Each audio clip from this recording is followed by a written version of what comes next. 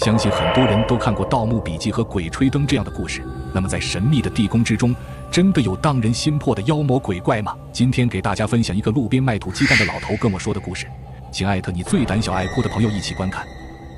小子也是运气好才发现的，不过小子本事低微，还得仰仗牛爷、马爷出手降服这鬼母，所以这功劳自是你们二位占大头。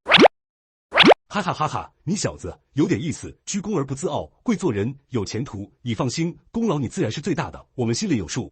嘿嘿嘿，沙雕动画也是江湖啊，都要讲人情世故，我懂，我懂。对了，牛爷马爷，我想问一下，关于我们家那个小丫头的事情，为什么我之前召唤阴山鬼帅的时候，把她给召来了？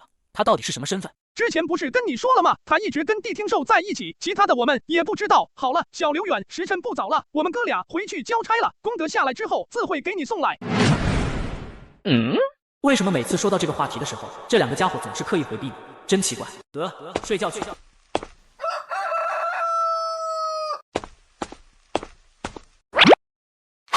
没错，看来就是这个地方了。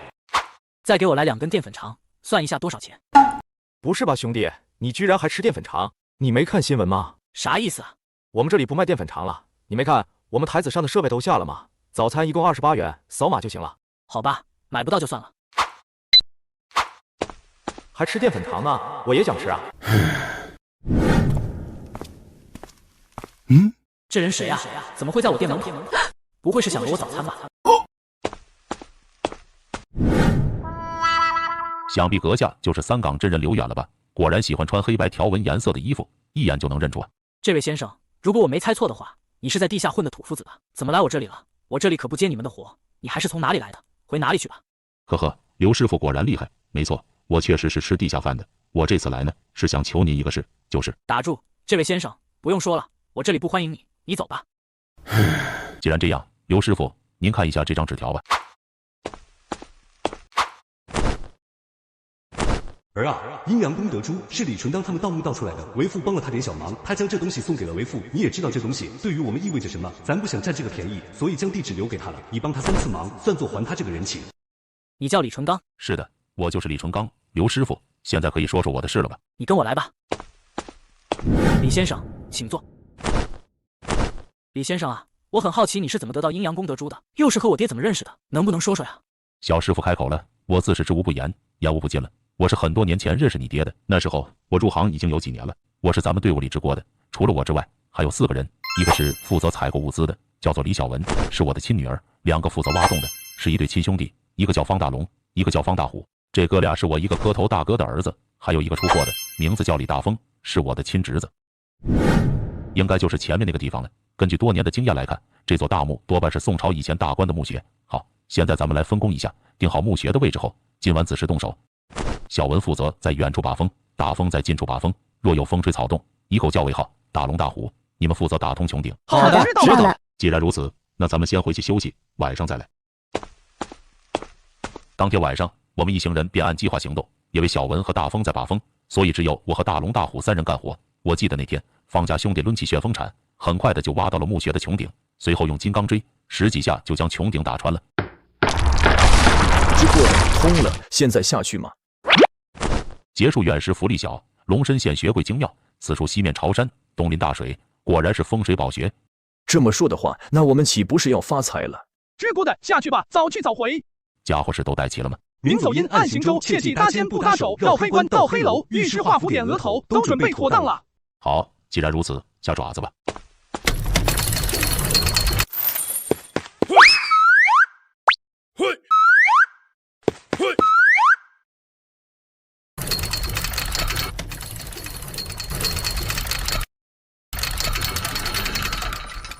知过的，你点穴可真准啊！咱们找对了，看来前面就是主墓室了，绝对会有不少陪葬品。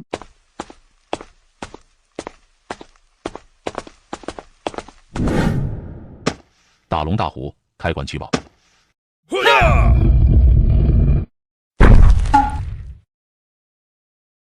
我操，一定是那群南蛮子干的。之过的，现在怎么弄个白跑一趟嘛？没想到竟然被捷足先登了，可恶！咱们四处看看吧，既然来了，肯定不能空手回去，你们随便找找看看。说来很奇怪，我们打开的棺材是空的，所以我们都觉得有人先我们一步将这个斗给倒了。随后我们就开始随便找找，看能不能运气好，捡一些过手货。就当我以为这一趟是白费力气的时候，忽然大虎惊喜地喊了一嗓子，我和大龙一听，赶紧就跑了过去。是发现了什么惊喜的东西吗？莫非我们家的功德珠就是这个时候被他们盗的？可爹以前不是说是我们家祖传的吗？哎，有点让人摸不清头脑。不瞒你说，大虎在一旁的耳室里面发现了大量陪葬品，不仅有金银玉石，还有各种瓷器饰品等等，看得我们是眼花缭乱。知过的还有大龙，你们过来看看，好多陪葬品啊！本来还以为白跑一趟，没想到好东西都在啊！哈哈哈，真是老天爷眷顾啊！知过的你怎么看？为什么这些陪葬品不在棺材里面，反而放在耳室呢？这一点很让人疑惑，而且还码放得很整齐，有可能是上一批倒斗的，还没来得及运出去吧？这样，咱们先把这些东西装走。如果真的是他们没来得及运走，那可就便宜我们了，哈哈哈！我们用蛇皮袋将这些东西装好之后，就开始清运了。之后我们又折返回来，开始搜索其他耳室，希望能多捞一点。可当我们打开另一个耳室后，却并没有发现金银财宝。这两个人肯定是之前的盗墓贼，应该是分赃不均、自相残杀。这个地宫应该也没什么东西了，咱们撤爪子回去了。知过的，等一下啊，这两具干尸身上不是还插着两柄剑吗？我刚才看了一下，应该也是老货，一起带走吧。好吧，你们两个小家伙手脚快一点。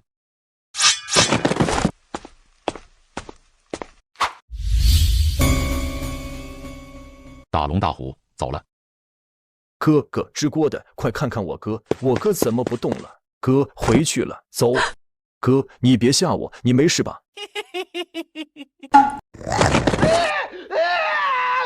我操，这什么情况？大龙怎么在吓大虎？莫不是被上身了？对，黑驴蹄子，黑驴蹄子。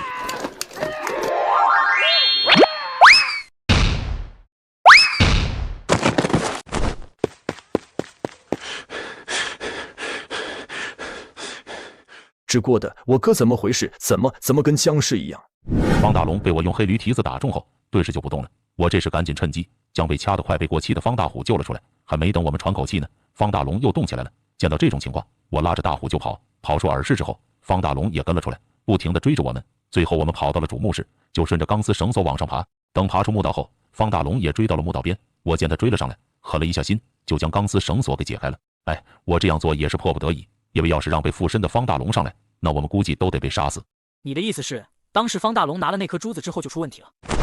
不错，就是那颗珠子的问题，邪乎得很。那天我们从地宫逃出来之后，回到帐篷中，我们就在讨论如何营救大龙。既然问题出在那颗珠子身上，要不要我去镇子上请高人或者大师来看看？不行，我们这生意见不得光，要是被人发现了，就会暴露我们盗墓的罪行。这样的话，咱们所有人都有可能被抓。那怎么办？眼睁睁地看着大龙兄弟射在里面吗？我不是这个意思，办法肯定会有的，咱们多想想。孩子，你这是干什么？快起来，快起来！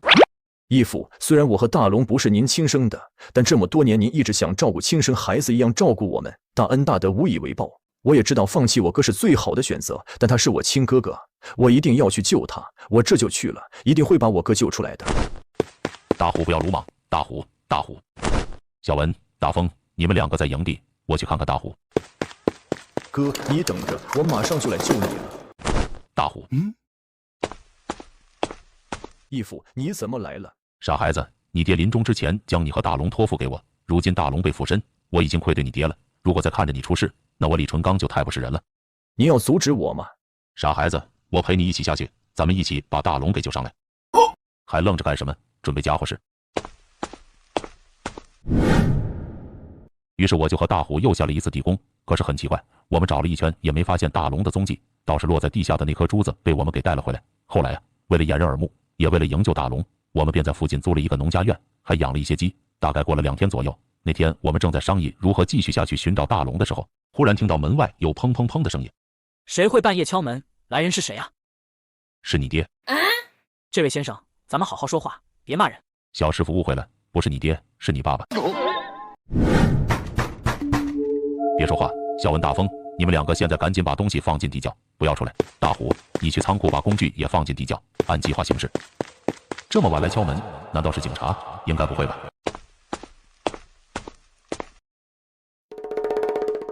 吓死我了，我还以为是警察呢，没想到是个道士，估计是来要饭的。墓内龙中邪，要舅舅开门。墓内龙中邪，要舅舅开门。莫非门外这个道士是个高人？那兴许想救大龙，就得靠这个道士了。道长，里面请。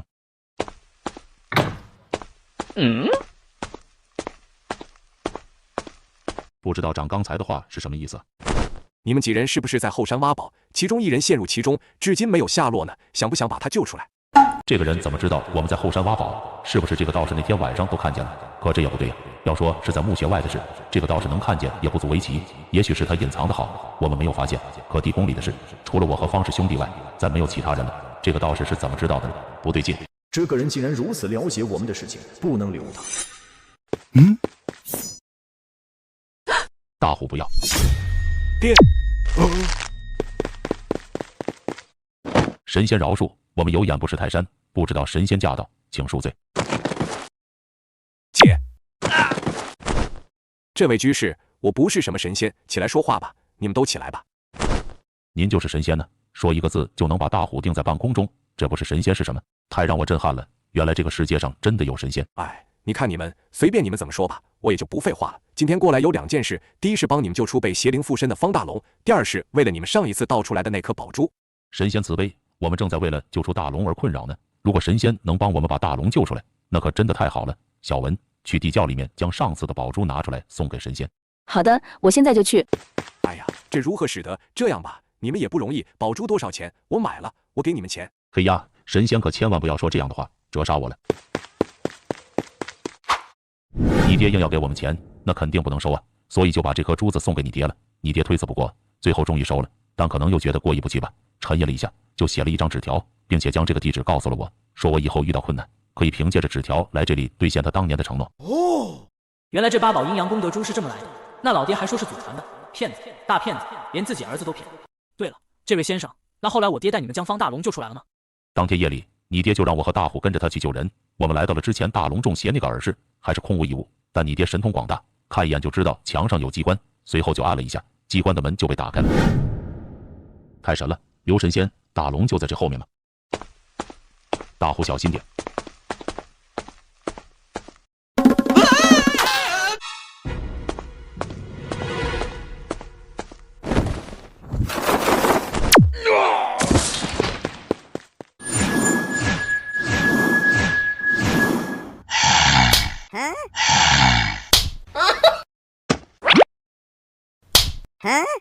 知过的道长为什么一直打我哥啊？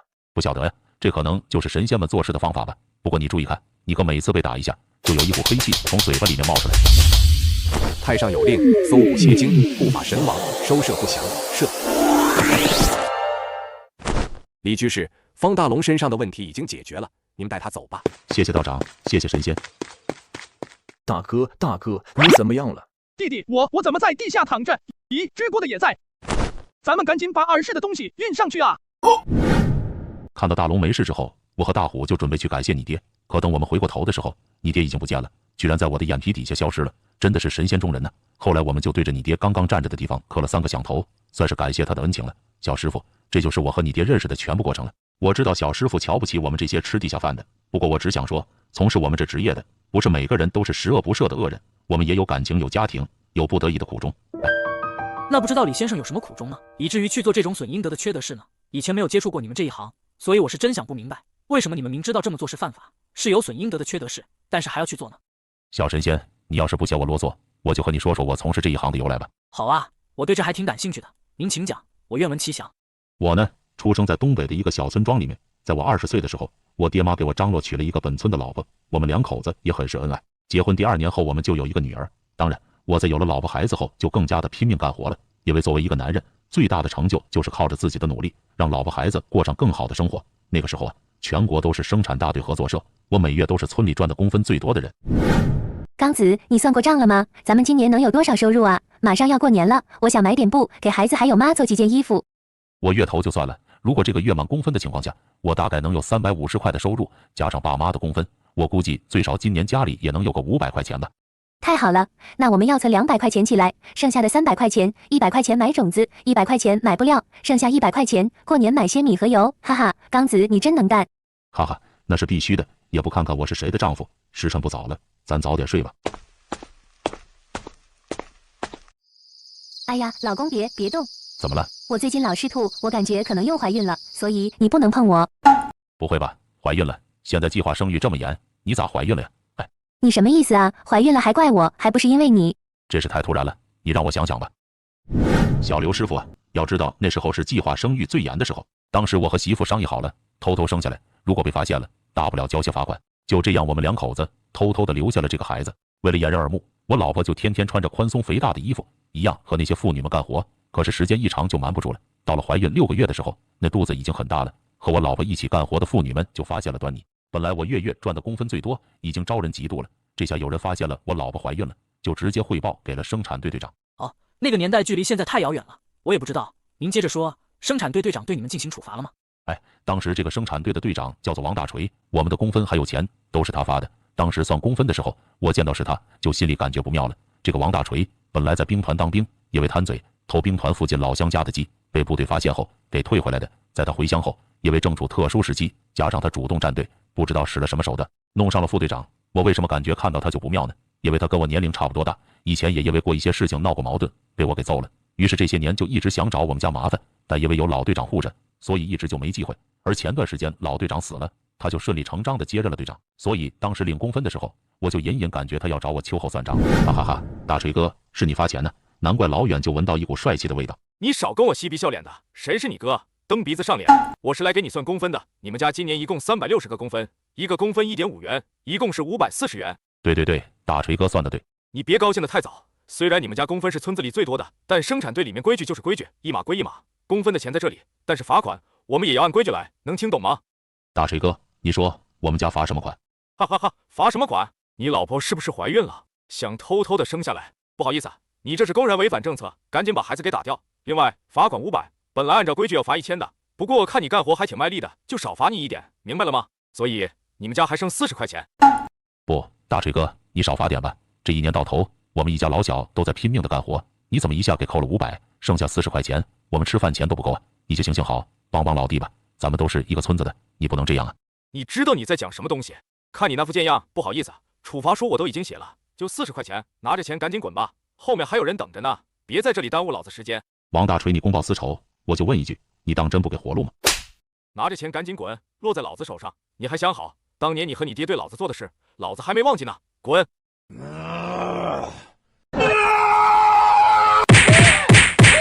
这么说，王大锤铁了心的要罚你们家的款啊？不过你也很冲动啊。小刘师傅啊，你是有所不知，这小子就是记恨他前些年在老队长家鱼塘偷鱼，被我和我爹发现了，让他将鱼还回去的事情。我并不觉得我和我爹做错了，相反是他的报复心太强了。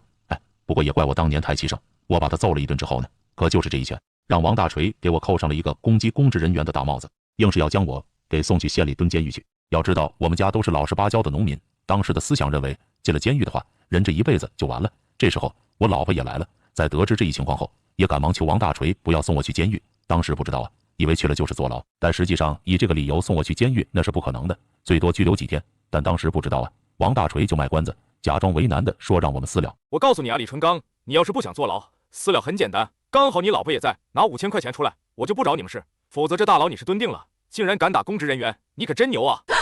王大锤，你居然要5000块钱，你简直敲诈勒索呀你！老子宁愿去坐牢，也不愿意赔你这个畜生5000块钱。哼，那你就等着蹲大牢吧。王队长有话好说啊，别走啊！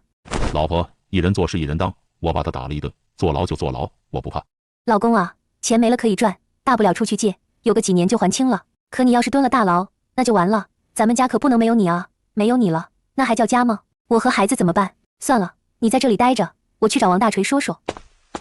真是个臭手，为什么要打他一巴掌呢？现在好了。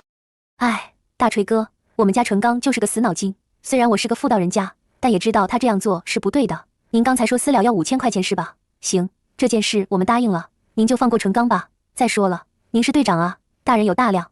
这一拳挨得值啊！没想到居然值5000块，狗日的李纯刚，让你当年跟你爹对付我，现在不还是乖乖的求我吗？哈哈哈，这就是权力带来的快乐吗？妹子，你也别怪我，你怀孕这事呢，大家也都知道，要是真捅了出去，说不定就要将她打掉。所以我要这5000块钱呢，也不是给我的，而是给队里交的保证金，是为了堵住村民的嘴啊，知道吗？我这么说也是有苦衷的。还苦衷呢？我苦他妈了个逼！这狗日的就是贪污！要怪的话也怪我当时太冲动了，不然也不会有这么多事。要说这人都是自私的，本来这些村民都认为王大锤太欺负人了，可一听王大锤说是给队里的，不少村民立马就调转了枪口，说我不应该动手打人。这些村民想的很简单，给队里的最后受益的自然也是他们这些队员了，所以他们的转变才这么快，我当时也没辙了。而就在这时，王大锤见有人支持，立马就趾高气扬的给我1个月的期限，要是我1个月不拿出钱来，他就把我送进监狱，并且还逼着我写下欠条。在写下欠条后，我就垂头丧气的带着老婆回家了。老公，我妈他们也刚拿到公分的钱，我一会就回去找他们借一点。家里这边的亲戚，你就多跑一跑，跟他们说些好话。三叔家不是在做生意吗？找他们家多借一点。我压箱底还有1000块钱，是我爸妈前些年给我的嫁妆，你也拿出来吧。老婆，以后我再也不冲动了，对不起，让你跟着我受苦了。哎呀，老公，你是一家之主啊，你怎么能向我弯腰呢？咱们以后踏踏实实的过日子就好了，再也不要干这种冲动的事情了。我倒是无所谓，只是孩子还要喝奶粉。哎，不说了，我进屋收拾几件衣服，晚上就回去找我妈借钱去。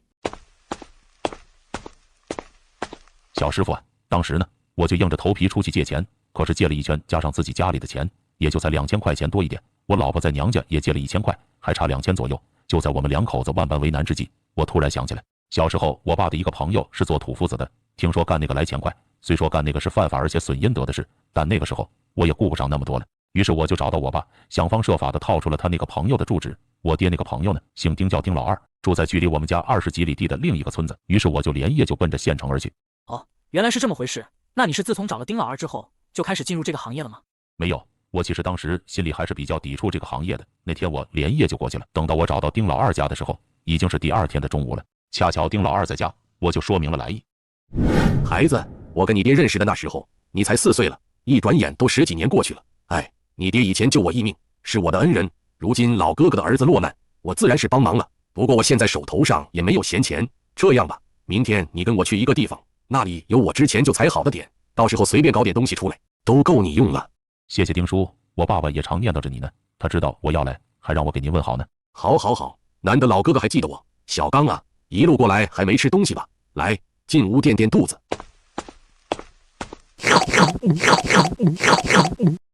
孩子啊，你这个饭量有点大啊，跟你爹当年有点像。你爹当年一顿饭能吃得下40个包子。于是第2天一早，丁叔就收拾东西，带着我出发了。项目自然不可能就我们2个人，途中丁叔和我又会合了3个人。等我们5人到了地方，已经是1个礼拜后。因为这个古墓地处南方的一座大山内，我们先是在附近做了一个据点，然后晚上干活，白天待着。就这样用了将近20天左右，才将这个古墓盗得差不多。出土的陪葬品多半以武器和铜钱为主，这些东西的价值在当时并不高，满打满算也就能卖个2、3千块。我听说只值2、3千块钱就有些崩溃了，因为5个人分到手里也就几百块钱，远远不够我需要的。兄弟们，咱们魔金的宗旨有一条，就是救人于危难。如今这位小兄弟家里有急事，急需用钱，所以我提议这一单赚的都给他。大家有什么看法？支锅的，咱们虽然是吃地下饭，但混江湖的怎么能不讲义气呢？咱们道义有道，我这份给小兄弟了。我这份也给小兄弟吧。谢谢，谢谢各位大哥大姐，大恩大德，莫齿难忘。孩子，混咱们这一行都是生死兄弟，所以不用感谢，大家都出力了，这份钱你拿走就行。不过他们3个人的人情你要记着，以后帮他们每人下一次墓，明白吗？我李成刚对天发誓，将来若是几位大哥大姐找我办事，我定然不会推辞，否则愿死于非命。好，那咱们就按计划进行。丫头，你将这些东西出掉，大牛2牛，一会将外面的盗洞复原一下。我们走了。谢谢丁叔，这2000块钱我就拿走了，以后有事情需要我办的，直接告诉我一声就行。好，别墨迹了，赶紧回去救急吧。丁叔是个好人呢，我心里非常感谢他。这下地挖宝的盗墓人居然比和我们天天相处的村民都要慷慨，我在心里暗暗发誓，将来一定要报答他们。这么说，那个叫丁叔的的确还算仗义。我明白了，你是拿到钱解决家里的急事了后，兑现之前的承诺，帮他们忙，然后才开始从事这个行业吗？小师傅，我很相信一句话，叫凡事必有因果，不是不报，时候未到。那天我回家之后，你知道发生了什么事吗？那是我至今都不敢回忆的痛苦经历。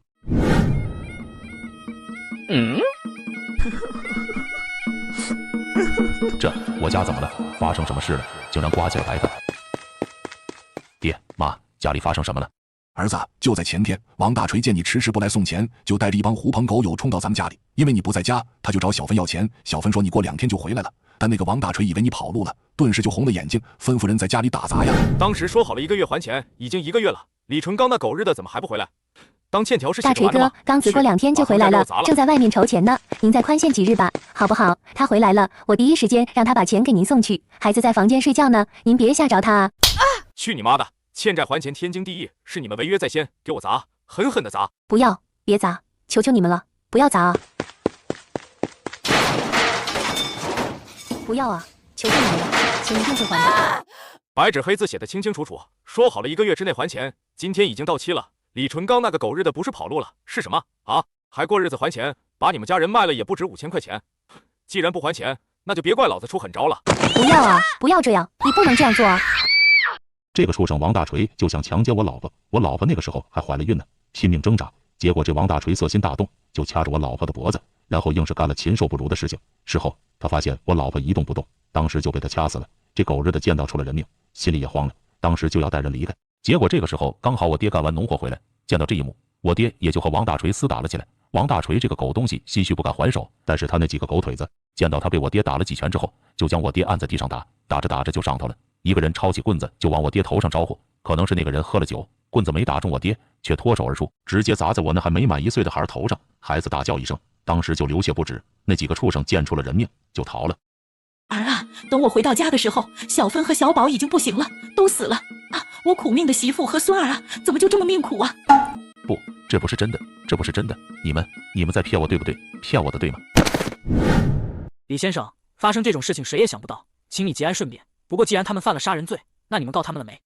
杀妻之仇，灭子之恨，我一时气血攻心，当时就晕了。我爹当天晚上就去了县城，可是县里来人看了一圈，说是没证据，就不了了之了。我爹说这是官官相护，没办法，只能将小芬和小宝下葬了。当我醒来之后，提着一把刀就跑到王大锤的家里，可惜这个畜生早有防备，在我刚刚进入他家大门时，就被几个人团团围住。这狗日的还叫嚣着，说我携刀私闯民宅，要将我送到县里蹲监狱。李纯刚，你竟然敢私闯民宅，你等着吧，老子今天就要把你送进监狱！你这个狗东西，老子今天杀不了你，算你走运！操你妈，老子一定会来报仇的，你给老子等着！快给我追，别让他跑了！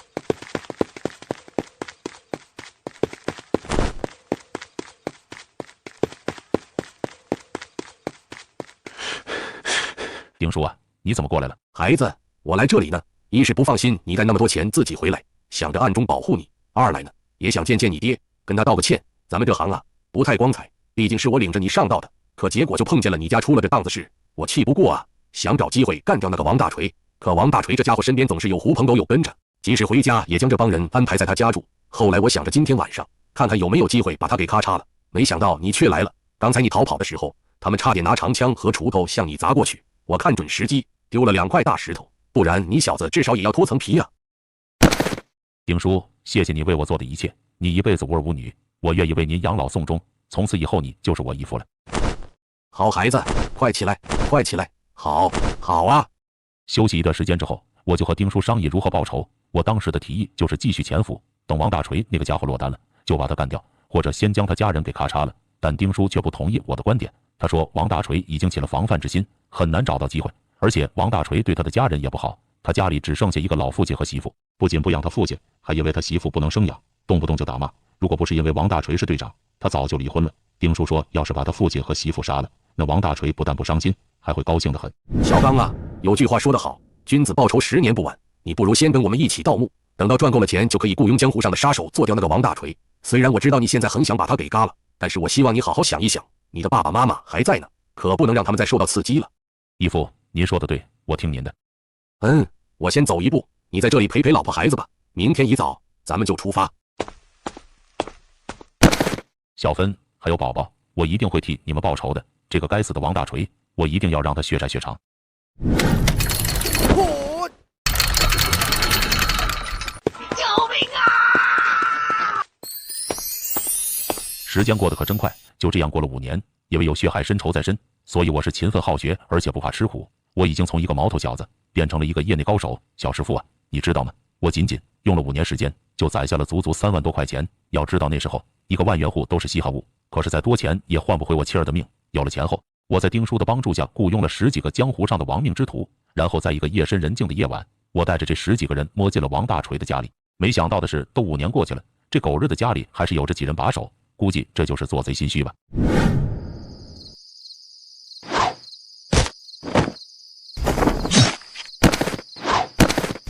外面什么声音这么吵？你们在搞什么？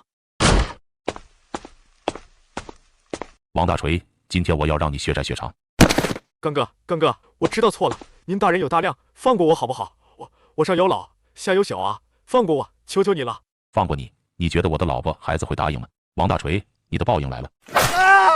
李先生，听了你的故事之后，我很有感触，同时也对你们这些吃地下饭的有了新的认识。如果你当年不是经历了那些事，也许一辈子也不会加入这个行业吧。还有那个丁老二，也算是重情重义。想不到你们盗墓贼也不全是那些十恶不赦唯利是图的人啊！李先生，我为刚刚我的不礼貌向您道歉，是我看待问题太表面了。小师傅，您是老神仙的儿子，也就是小神仙，我可不敢接受您的道歉。再说了，盗墓本来就是缺德的事，你有看法也是正常的。不要说您，就是我都瞧不起自己啊。对了，李先生，您来时说要请我帮的忙，到底是什么事？您说说，我一定会尽力的。哎，是这么回事。那是我出道的第10年，不仅有了丰富的经验，还认识了一帮好兄弟。不过也就是那一次下去，我义父也就是丁老二，还有我几个拜把子兄弟都是死在那里的。我义父临死时的心愿，就是希望我能将那个墓盗了，而且我义父和几个兄弟的尸体也在里面。我想完成我义父的遗愿，还有给他们收尸，让他们入土为安。你们都折在里面了，那里有什么东西？是机关吗？小师傅，那里面可不是机关那么简单，而是有大凶之物。义父，这几位都是我这些年跑江湖结拜的生死兄弟，我来给你介绍一下。这是我大哥，是干挖土的，名字叫方老山，江湖人送外号钻地龙。丁叔好。二哥也是挖土的，绰号土耗子。四弟是干采购后勤的，绰号机灵鬼。五妹年龄最小，负责销赃的，绰号小狐狸。丁叔好。好啊，果然是长江后浪推前浪，你们都很不错。这次小刚把大家喊过来呢，其实也是为了满足老汉的一个心愿。去年老汉无意之中看到一份资料，终于确定了一个地点，那就是位于阿拉善沙漠里的一处地方，那里有可能存在古西夏的一处亡灵或者是皇陵。老汉我年事已高，准备做完这一票就金盆洗手，退出江湖了。因为人手不够，所以才让小刚喊些人手，有劳各位了。丁叔客气了，江湖上谁不知道，丁叔可以在不用罗盘和洛阳铲的情况下，就能准确的找到墓穴的方位，而且为人豪爽，慷慨仗义，所以能跟丁叔后面做事也是我们的荣幸。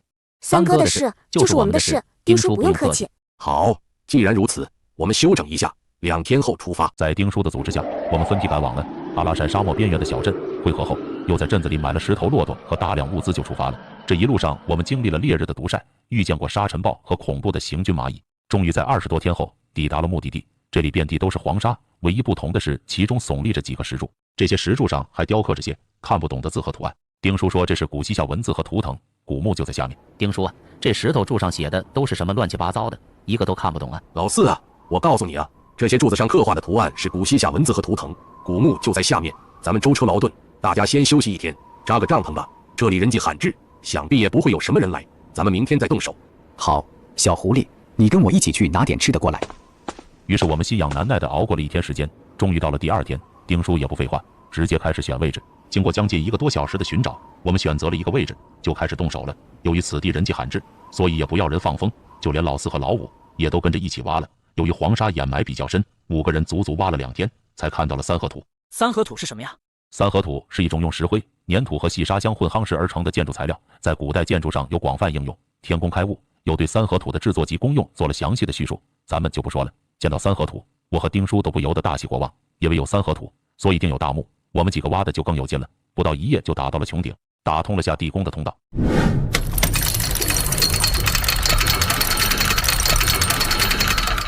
没错，就是这里。没想到真的被我们找到了。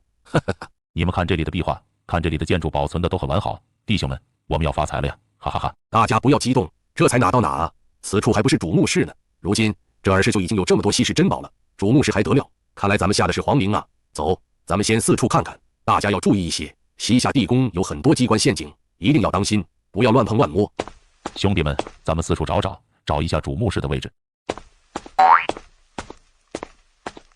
我们在丁叔的带领下找到了主墓室，抬眼看去，满是保存完好的青铜器、战马、战车、兵器，不得了！任何一件东西，只要能拿得出来，都是价值连城的宝物。三哥，我不想奋斗了，这么多宝贝，随便拿1件上去，这辈子都不用愁了。哈哈哈，那是自然，咱们这一次真的要发财了。老四老五，别光看这些青铜器，咱们再看看其他地方，这么大也不好带走啊。老大，这可比咱们以往下的所有的地宫都要大啊，了不起！这丁叔可真厉害。你小子知道个啥？你以为咱们老三这一手之锅的手艺跟谁学的？走吧，看看还有什么其他宝贝。义父，您怎么在这里发呆呀？整个地宫我们也都找差不多了，唯独这里有一座石门，莫非这后面有什么玄机不成？这简单呢，我让老二取一些炸药过来，咱们把这扇门给它炸开得了。老二，拿点炸药过来，这里有座石门。其实当时做这个决定很冒险，要知道头上可是成百上千吨的黄沙，一个不慎，我们几人就会被活埋在里面。但是面对着墓室内的众多价值连城的陪葬品，我们还是选择性的忽略了其中的危险。随后就安排老四打炮眼、填药，不到半个小时就完成了准备工作。随着一声轰鸣巨响，石板应声而碎。而幸运的是，我们的头顶上只是掉下了点土块，并没有引起坍塌。丁叔拿着强光手电，向着石板后面的空间照去。三哥，干什么呢？快点啊！那集马上就好，你们先进去。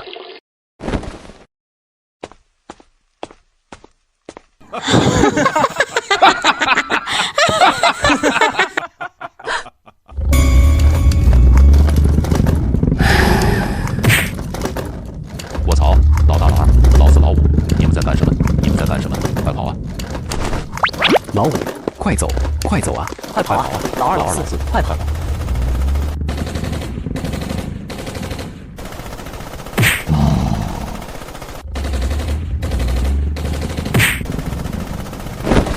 老二、老四、老五，该死的妖怪，我跟你拼了！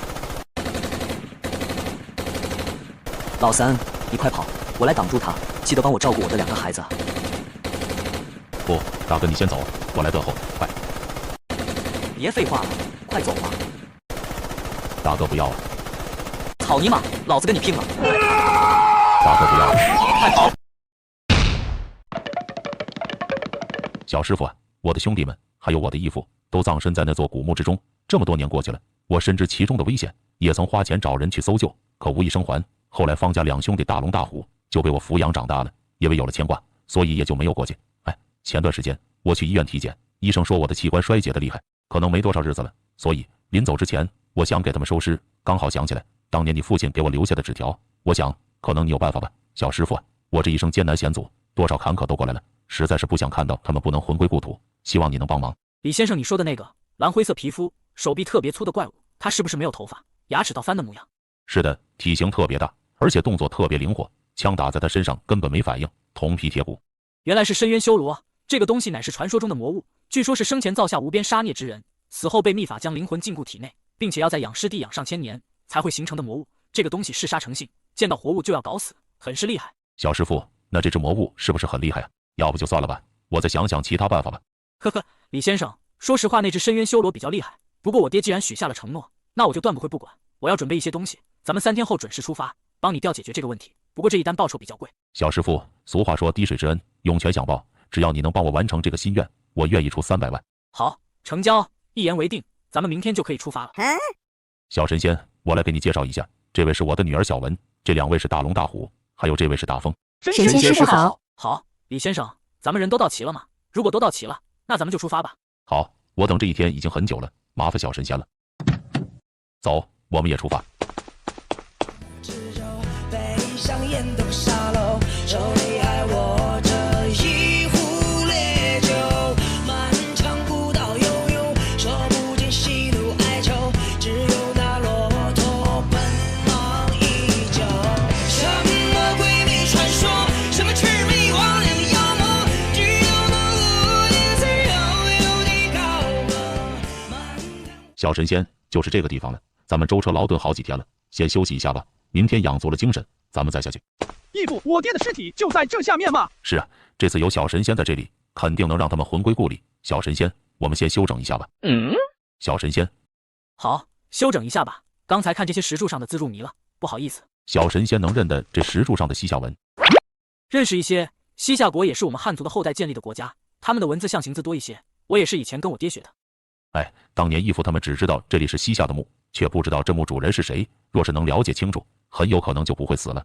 李先生，这篇碑文课的内容是西夏国与明太子的祭文，一共写了2个内容。第一个内容是介绍深渊修罗的由来，需要3000个罪大恶极之人，将他们关在一起，不给粮食和水，让他们自相残杀，剩下最后一个人之后，必然杀气冲天，再将他活活饿死，然后经过地下墓穴的阴气滋养，便可自动化为深渊修罗。此修罗身高可达2丈，力大无穷，嗜杀成性，是守护陵墓最佳的选择。第2个内容则是这陵墓主人的身份，乃是西夏太子李宇明之墓。这李宇明啊，是李元昊与其皇后所生的嫡长子，在20岁的时候就因病去世。李元昊十分疼爱这个嫡长子，就按李宇明的遗言将他埋在这里了。好，小师傅果然见多识广，连这西夏古文都能认得，看来这次我们定然能成功了。不是来收敛尸体的吗？莫非你们？是，肯定要将我义父和几位结拜兄弟的尸体运送回去。但既然来了，又怎么能空手回去呢？李先生，你利用我，这得加钱。不过事先说好，我只负责帮你们解决下面的修罗，我不参与你们的其他行为。好，小神仙果然是性情中人。行，这件事办妥了。我们带出去的东西，小神仙可独占30%利润。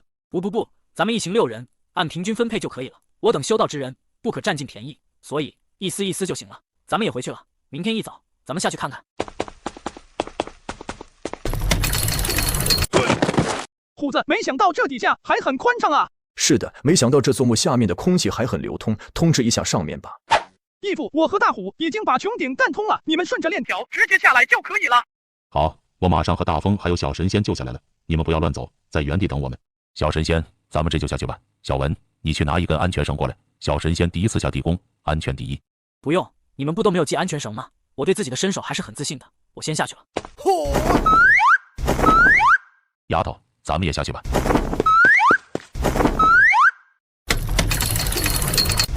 李先生，这地宫很大，你还记得之前你们遇到修罗的位置吗？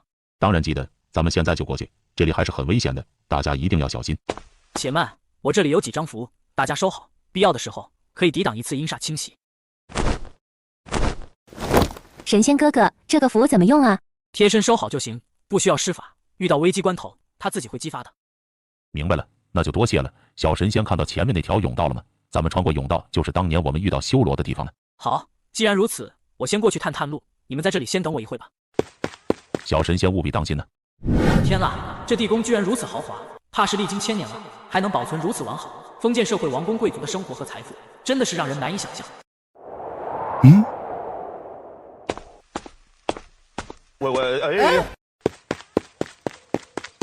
我的天，怎么会忽然有僵尸蹦出来？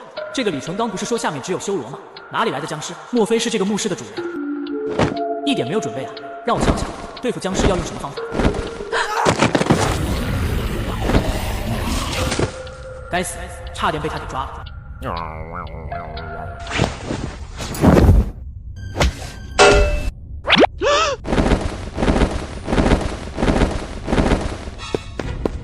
小神仙，你怎么回来了？解决了吗？解决个屁！赶紧跑！有僵尸，很多僵尸追过来了。走！啊，那快，咱们先走。从长计。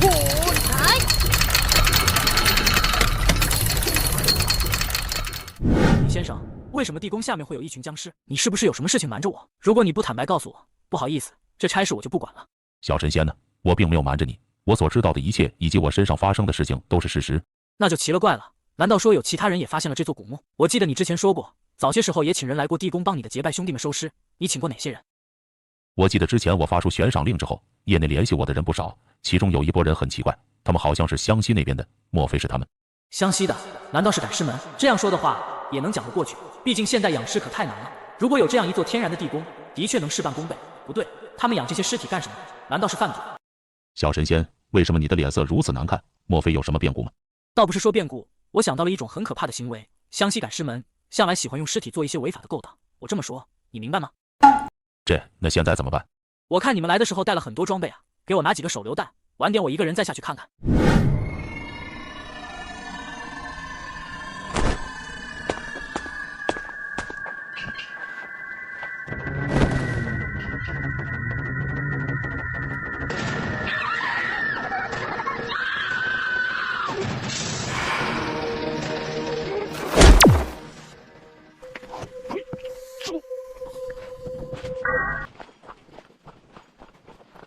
上次来的人太多了，僵尸闻到了人味，所以全部赶了过来。如今我一个人下了地宫，刚好可以逐个击破。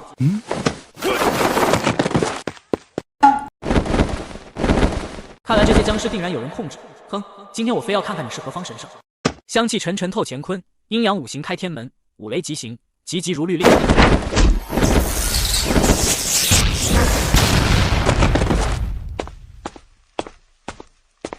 这具骸骨应该就是方大山的，当年就是这座石门之后，他发现了深渊修罗。何人坏我好事？你是什么人？这些僵尸都是你练的？小子，你竟然把我苦苦练制多年的僵尸都给毁了，你该当何罪？想不到当年受人尊重的湘西赶尸门，如今也沦落到靠尸体为非作歹。小子，你居然知道赶尸门，看来你也是同道中人。说，你来这里干什么？跟你一样啊，帮助李纯刚找回他故人的尸体。不过如今看来不用找了，应该都被你们给练成僵尸了吧？既然知道，还过来送死？哼，谁生谁死还不一定呢。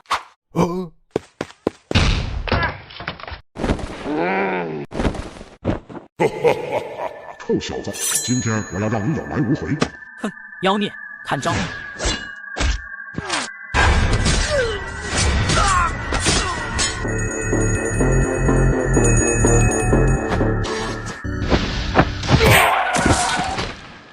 小子，道行不浅啊！丁老二，你这又是何苦呢？你是怎么知道的？我也是刚刚才想通的。从你们第一次下这座西夏古墓，你就开始布局了吧？只是有一点我想不通，为什么你会变成现在这个样子？哈哈哈，为什么变成现在这个样子？当年下墓之时，我已经是70多了，垂垂老矣，行将就木。但是在这里，我却能够重新活着。你说我是为了什么？义父，真的是你？你为什么要这么做？纯刚，你怎么来了？是我让他来的，指认一下是不是你。没想到我们果然猜对了。不错，小神仙上次下墓之后遇到了僵尸，并且在僵尸身上发现了你的令符，我便开始疑惑，于是我便和小神仙演了一出戏。李先生，你认识这只旗吗？我昨天在僵尸身上发现的。这是我义父的3阴旗啊，怎么会出现在僵尸身上？你义父丁老二，他不是早死了吗？莫非李先生，你义父是哪里人？具体他是哪里人，我不是很清楚。莫非小神仙怀疑是我义父被人炼成了僵尸？不，昨天那具僵尸至少已经死亡300年以上了，不可能是丁老二。而且我昨天下墓的时候，发现了地宫之中有没有燃烧完的草木灰，就在我们下地宫的地方。这种香灰我认识，是西域的曼陀罗花。小神仙有什么猜测，不妨说出来。我怀疑你义父根本没死，而且就在地宫之中。至于为什么你能逃过一劫，我想可能是你义父故意做的，目的就是为了让你帮他收尸，从而引更多的人去地宫，好让他炼成邪法。而你的义父就是湘西赶尸门的人。相传湘西赶尸门中有一秘术，可以让人在濒死的时候憋住最后一口气，用他人的血肉为引，施展化尸术，便可成为一只有意识的行尸，肉身也不会腐烂，最后在此地修行7749年，便可蜕变为飞尸，破开古墓，刀枪不入。这么说，我的结拜兄弟们都是被我义父害死的？不可能，他以前一直教导着我们要道义有道，怎么会做这样的事情呢？我还是不相信。这没有什么不相信的。当年你说在地宫之中发现了宝藏，几个结拜兄弟们都在装晕，发现了深渊修罗，可你只知其一，不知其二。深渊修罗也属于尸体的一种，寻常人眼中定然是凶煞异常，但在赶尸门的眼中，那可是宝物中的宝物。所以我怀疑那具深渊修罗也在你义父的操控之下。哈哈哈，你说对了，但你也说错了。深渊修罗并不受我控制，因为我就是深渊修罗。李先生快走，我来拦住他。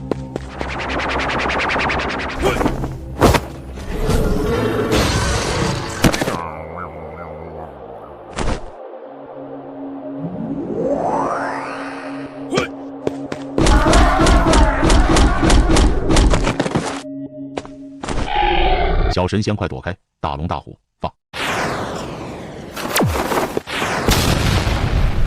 快跑！这里要他了。